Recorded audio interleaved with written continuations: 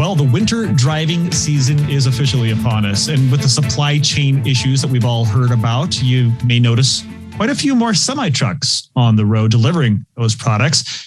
Let's say you're involved in a traffic accident involving a semi-truck. Are the rules of the road different, or the legal rules different, when it involves an accident with a semi? Well, here to break it down for us, Tom Sinas from Sinas James Law Firm. Hi, Tom. Hi, Todd. How are you? Thank you for having me back. Absolutely our pleasure. And let's start with that basic question. Are the rules different for semi-trucks than they are for regular roads or for cars and trucks that we drive on a normal day-to-day? They absolutely are. Of course, semi-truck drivers are required to follow the same rules of the road that motorists are. But semi-trucks and other commercial motor vehicles are subject to a whole set of other rules of the road. And most of them come here.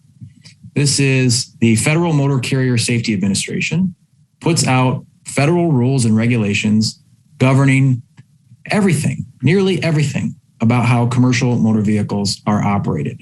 And these, of course, is a whole set of rules that are above and beyond the general traffic rules that apply to a car. So this sort of tells you all you need to know, that the rules, of course, are different. And why? Why? Is it just because people like to make rules? No, I don't think so. I think it's because the very nature of the vehicles that are being driven are so much different.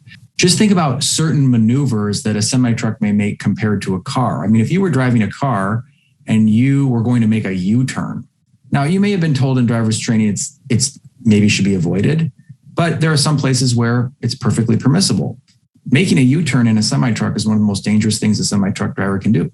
Even the act of backing up a semi-truck is a whole different proposition than driving a car. So the rules are different because the nature of what is involved is different. And so if someone is involved in a semi-truck accident, they do not want to think that the case is handled the same way a car crash case is, because the rules are different. And even for cases where semi-trucks are simply traveling within the state of Michigan, the state of Michigan has adopted these rules as the rules of the road for trucks within the state of Michigan. So it starts very differently and it continues on throughout the case.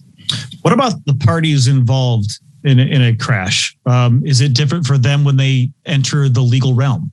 It is. There are usually so many more potential parties involved in a semi-truck crash than your usual car crash. I mean, your usual car crash is a case where on the other side of the case is the other driver. Well, in a semi-truck, sure, it may include the other driver, but it may also include whoever employed that driver if he was employed by another company. It may include who owned the tractor, may include who owned the trailer.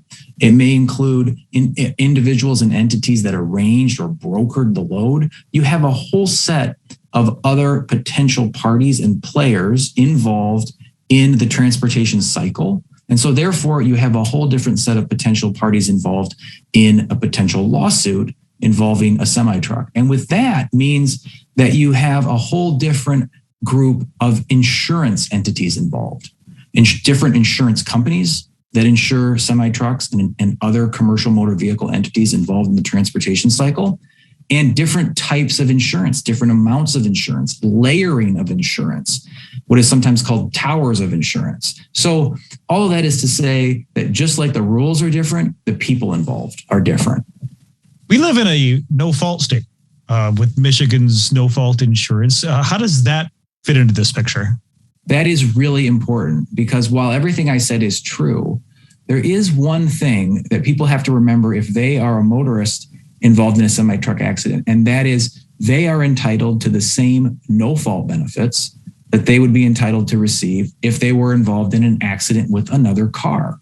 So while the semi-truck end of things is different, on the no-fault side for the victim, it is the same. And so I believe that those two conclusions should cause people to think, well, if I'm involved in a semi-truck accident, I not only need a lawyer. If I'm going to hire a lawyer, I need a lawyer who understands semi-trucks, but I also need a lawyer who understands no-fault benefits, because those no-fault benefits are so often where the victim looks for things like replacing their wages and, of course, dealing with their medical bills from the beginning and perhaps through the rest of their life. Well, if we're looking for a lawyer who knows personal injury and no-fault benefits and semi-truck laws, I think we're talking to him now. Tom, how do people get a hold of you?